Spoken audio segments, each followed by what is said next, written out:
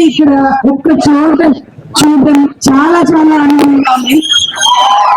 Government ని విమర్శిస్తూ ఏదైనా వీడియో చేసినప్పుడు దాని కింద వచ్చే నెగిటివ్ కామెంట్స్ చూసి నాకు చాలా బాధగా అనిపించేది. ఎందుకు ఇన్ని నెగిటివ్ కామెంట్స్ వస్తున్నాయి, మనం క్వశ్చన్ చేస్తే మనకి తోడు ఎవరు లేదా అని చెప్పి. ఇప్పుడు ఇక్కడ ప్రౌడ్ గా చెప్తున్నాను, మీరు ఇంతమంది ఉన్నారు అండ్ మనకి చాలా తక్కువ టైం ఉంది కాబట్టి నేను ఒక చిన్న పద్యాన్ని చెప్పి ఇక్కడున్న కాక్రోచ్ జనతా పార్టీ ప్రొటెస్ట్ కి అండ్ నీట్ విద్యార్థులకి, సిబిఎస్ఈ విద్యార్థులకి, ఎవరైతే 1,00,00,000 మంది బాధితులు ఉన్నారో ఆ 1,00,00,000 మంది బాధితులకి ఒక జర్నలిస్ట్ గా మద్దతు తెలియజేయడానికి వీడియోలో మీ కష్టాన్ని మాత్రమే కాదు, గ్రౌండ్ కి వచ్చి మీ వాయిస్ ని కూడా మీ వాయిస్ ని మేము ప్రతిధ్వనించడానికి ఇక్కడికి వచ్చాము అని చెప్పడానికి ఒక చిన్న పద్యం ద్వారా నేను చెప్పాలి అనుకుంటున్నాను. బలవంతుడ నాకేమని పలువురితో నిగ్రహించి బలుకుట మేళ, బలవంతమైన సర్పము చలిచీమల చేత చిక్కి, బలవంతమైన సర్పము చలిచీమల చేత చిక్కి చావద సుమతి. ఈరోజు కాక్రోచ్లు అంటున్నారు. కాక్రోచ్లు ఏం చేస్తాయి?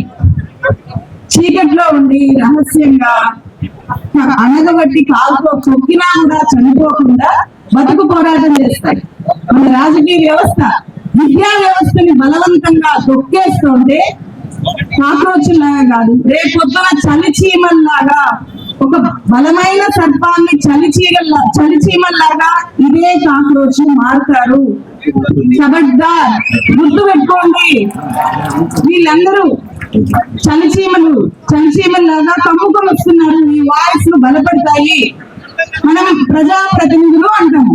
రాజ్యాంగం ప్రకారం ప్రజాప్రతినిధులు అంటే ప్రజలందరూ కోరుకొని మీరు మాత్రమే మాకు ప్రతినిధిగా ఉండాలి అని చెప్పి మనం ఎన్నుకునే వ్యక్తులు.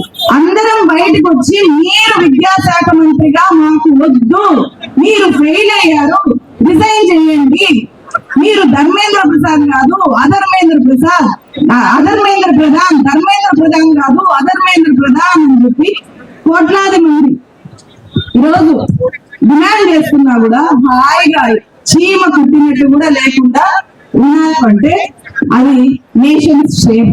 ప్రజాప్రతినిధులు కాదు అధికారంలో ఉండేది, ప్రజల్ని ప్రతిబింబించే గవర్నమెంట్ కాదు. ఈ గవర్నమెంట్ కూలిపోయే రోజులు దగ్గరకు వస్తాయి. ఇలాగే ఉంటే, తీరు మార్చుకోకపోతే సో కాక్రోచ్ ప్రతి ఊర్లోనూ ఖచ్చితంగా మొదలవుతారు. అండ్ ఇక్కడ ఖచ్చితంగా ఇక్కడికి తెలంగాణ నిరుద్యోగులు, ఏపీ నిరుద్యోగులు చాలా పెద్ద ఎత్తున వచ్చుంటారు.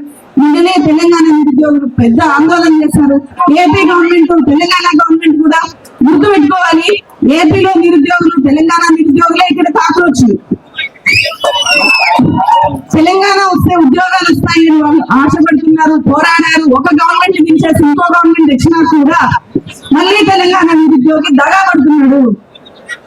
దగాబడ్డ నిరుద్యోగులు మళ్ళీ ఇక్కడ కాక్రోచ్లుగా మారుతారు. సో ఇక్కడ ఉండే గవర్నమెంట్స్ గుర్తుపెట్టుకోవాలి. కేంద్రం ఈ కాక్రోచ్ మూవ్మెంట్ నుంచి పాఠం నేర్చుకోవాలి అని చెప్తూ సెలవు తీసుకున్నాను. Thank you so much.